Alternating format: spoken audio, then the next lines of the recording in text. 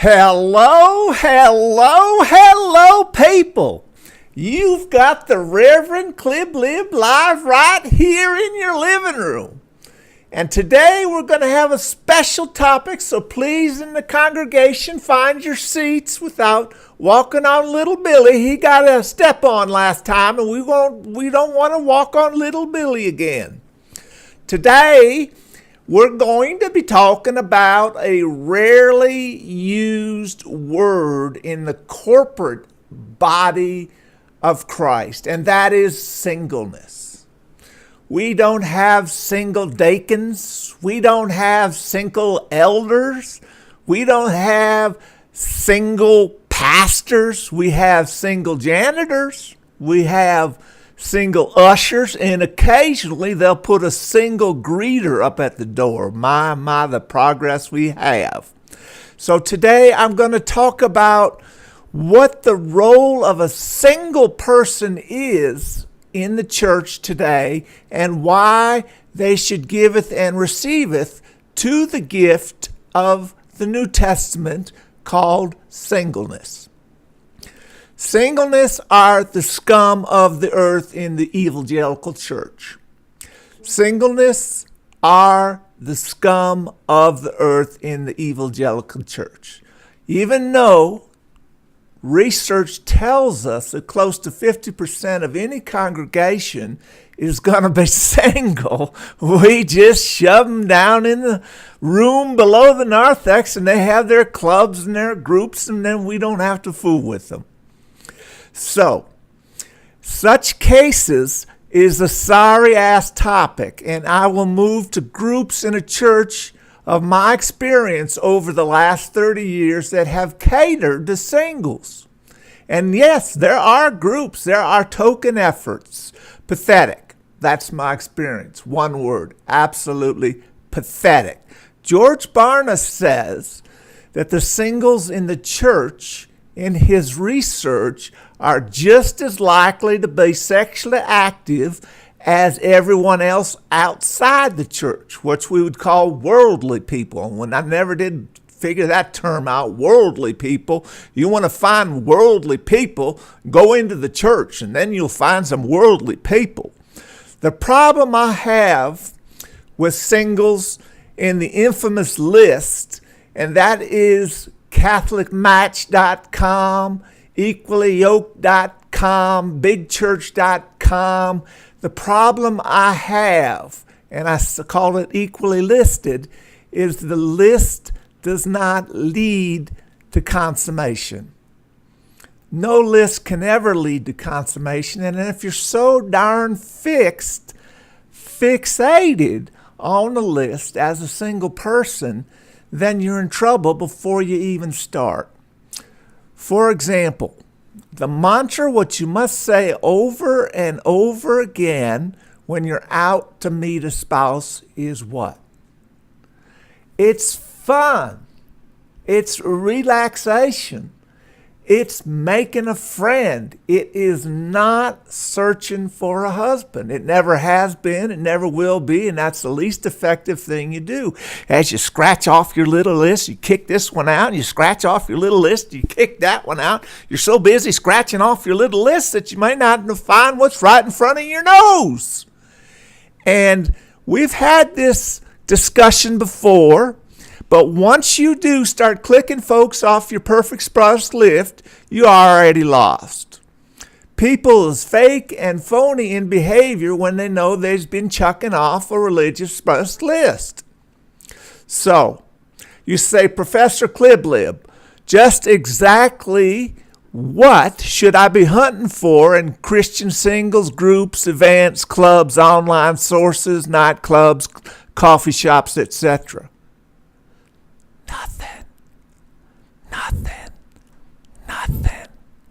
Nothing. You should be simply looking to have a good time and make some friends. Have a few beers if you're so inclined. Now, I cannot have beers. As you know, the Reverend Cliblib had a problem with beers years ago, and he's given it up, and he cannot have beers, but he can still have a good time. You see, they ain't one and the same. In today's culture, they'll tell you it's one and the same on the TV, on the movies, deep in the belly of the bar. They'll tell you the more you drink, the farther you go. Well, that's not good news for the liver. Now, what do we do without lists? We have fun. We have fun. Maybe everyone should just get drunk, not me, because I'm a former drinker, just get drunk, naked, and roll around in a smallish size swimming pool full of Jell-O. Now that would break the ice, and the ones with the pens and the lists would find that it's all splattered with Jell-O, and that the pen doesn't work in a belly full of jelly. It doesn't work at all, and therefore you're strumped, as we like to say. You're strumped. So sounds simple, but let's see the disillusionment again with single women out there telling me there are no good Christian guys. There's no good spiritual men out there. And I says the same thing every time. Don't look for looks. Don't look for prestige of a job. Don't look for money. Don't look at his car. How about looking for a sense of humor? How about looking for character? How about looking for a man who ain't so pretty and his clothes ain't so nice, but he treats his mother well?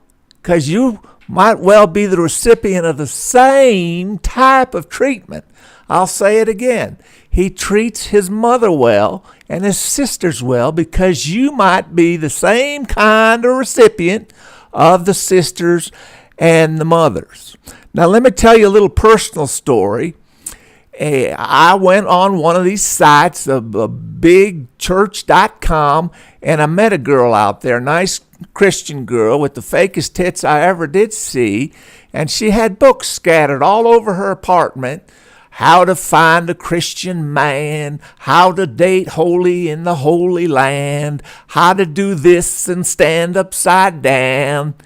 So I thought I was okay with her, but she gave me the nastiest reoccurring yeast infection I ever have. It's called candy, and it's the worst smelling smegma that I'm going to experience this side of a yeast infection. And even though she had all these books on how to relate, on how to date, on the list of do's and don'ts, she utterly failed them from date one.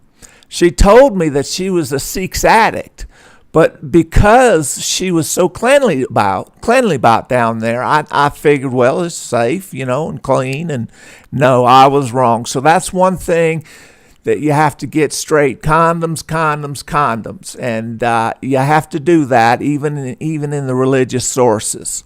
So now we're going to move out to the narthex, and we're going to ask some questions. Oh, my time is running. We're going to ask some questions from all who are interested in singleness in the narthex. Thank you so much, and bless y'all. All right, thank you. We're in the narthex now, and the people are chattering away. So let's settle down. And think about our Jell-O bath with the intoxicating beverage for later. Right now, it's some just basic down-to-earth questions. Yes, ma'am. What is your question? Okay. She says, once you find a good man, how do you keep him? Well, that's the question of the ages. You keep yourself fresh. I'd suggest number one thing you do is regular showering. Now, that may not be the case for all of our congregants, but if you're a woman looking for a man, you probably should increase your bath more than Saturday night. You should have it maybe every 3 days, every 4 days if you got a water shortage in your community. And this should suffice. And if all else fails, there's the famous French shower.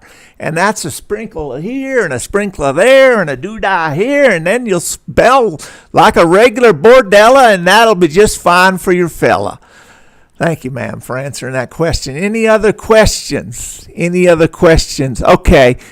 She asks, what do I do if I'm not supposed to have a list of characteristics?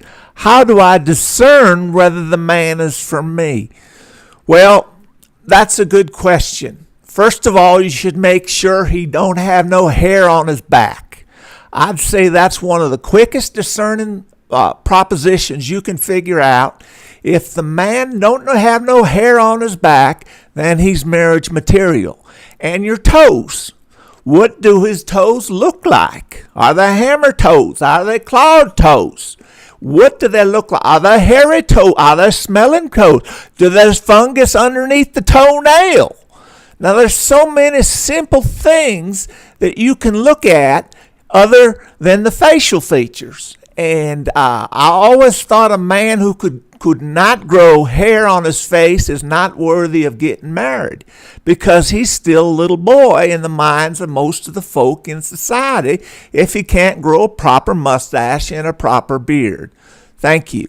Any more questions? Any more questions out there? Okay, this young lady. Stand up, please. Okay. Yes. Okay, this woman says, what good are dating sites if merely used as an exercise to eliminate spousing? Well, that's a good question. Dating sites ain't worth much, but you can have a friendship come out of it.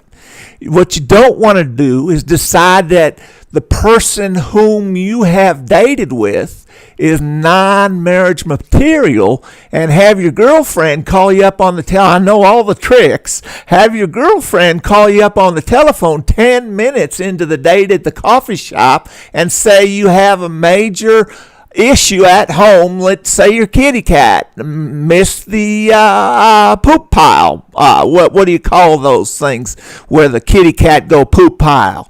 Well, say the kitty cat missed the kitty litter. Now, that would be not an appropriate excuse for getting out of a date of a man you've already checked out the non-marriageable list. Okay, we could go on all day and night, folks, but I have 3 books I've written on this, and there are many other bad sources that you could go to, but I suggest we stick to simple. Thank you. Thank you very much.